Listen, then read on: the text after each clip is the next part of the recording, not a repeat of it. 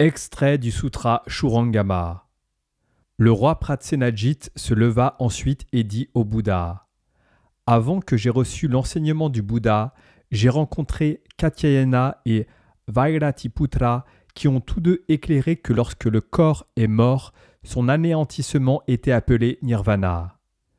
Bien que j'aie maintenant rencontré le Bouddha, je ne suis toujours pas clair à ce sujet. Tous ceux ici qui sont encore dans le courant de la transmigration veulent savoir comment réaliser cet esprit et prouver qu'il est au-delà de la naissance et de la mort. » Le Bouddha dit au roi Pratsenajit : « Grand roi, je vais maintenant vous poser des questions sur votre corps de chair et de sang. Est-il permanent et indestructible comme un diamant ou est-il soumis au changement et à la décadence ?» Le roi répondit : « Mon corps se décomposera et finalement sera détruit. » Le Bouddha demanda : « Grand roi, vous n'êtes pas encore mort, comment savez-vous que votre corps sera détruit ?»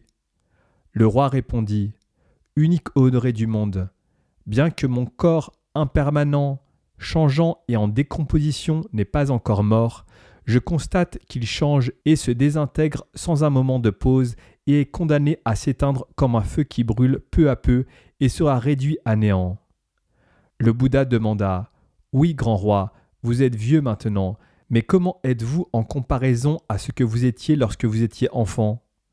Le roi répondit : « Unique honoré du monde, quand j'étais enfant, ma peau brillait et quand j'ai grandi, j'étais plein de vigueur. Mais maintenant, je prends de l'âge et m'affaiblis. Je deviens mince et mes états d'esprit sont ternes. Mes cheveux sont blancs et mon visage ridé, de sorte que je sais que je ne vivrai pas beaucoup plus longtemps.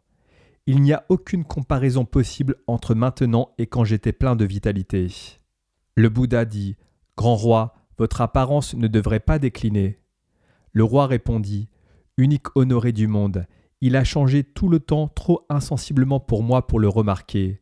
Avec le changement constant des saisons, je suis devenu ce que je suis maintenant. Pourquoi ? Parce que quand j'avais 20 ans, quoiqu'encore jeune, j'avais l'air plus âgé que quand j'avais 10 ans, tandis qu'à 30, j'étais plus vieux encore. Comme j'ai maintenant 62 ans, je suis plus âgé qu'à 50 ans quand j'étais plus fort. Unique honoré du monde, je remarque ce changement imperceptible à chaque décennie, mais quand je recherche attentivement, je vois que cela ne s'est pas produit seulement annuellement, mensuellement et quotidiennement, mais à chaque moment de la pensée. C'est pourquoi je sais que mon corps est destiné à la destruction finale. » Le Bouddha dit : « Grand roi, vous observez ce changement incessant et savez que vous allez mourir. Mais savez-vous que lorsque vous le faites, il y a ce qui est dans votre corps et ce qui ne meurt pas ?»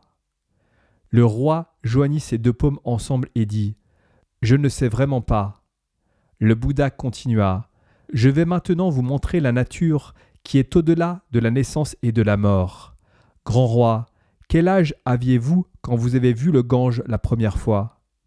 Le roi répondit : « Quand j'avais 3 ans, ma mère m'a emmené au culte de Javadeva.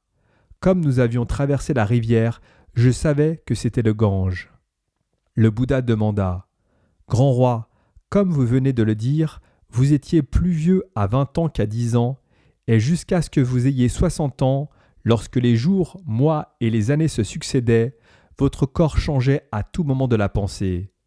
Quand vous avez vu le Gange à 3 ans, son eau était-elle la même qu'elle était quand vous aviez 13 ans ?»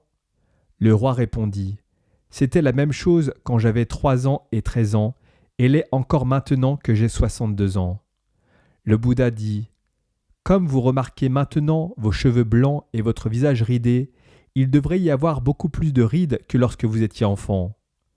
Aujourd'hui, quand vous voyez le Gange, remarquez-vous que votre vision est vieille maintenant alors qu'elle était jeune alors ?» Le roi répondit : « Elle a toujours été la même, unique honoré du monde. » Le Bouddha dit : « Grand roi, si votre visage est ridé, la nature de cette essence de votre vision ne l'est pas. Par conséquent, ce qui est ridé change et ce qui est exempt de rides est immuable. Le changement est soumis à la destruction alors que l'immuable est fondamentalement au-delà de la naissance et la mort. Comment peut-il être soumis à votre naissance et mort ? Pourquoi portez-vous l'enseignement faux de Maskari Gosaliputra sur l'anéantissement total à la fin de cette vie ? En entendant cela, le roi se rendit compte qu'après la mort, il n'y aura pas de destruction, mais la vie de nouveau dans d'autres transmigrations. Lui et l'assemblée furent heureux et enthousiastes de l'enseignement qu'ils n'avaient jamais entendu auparavant.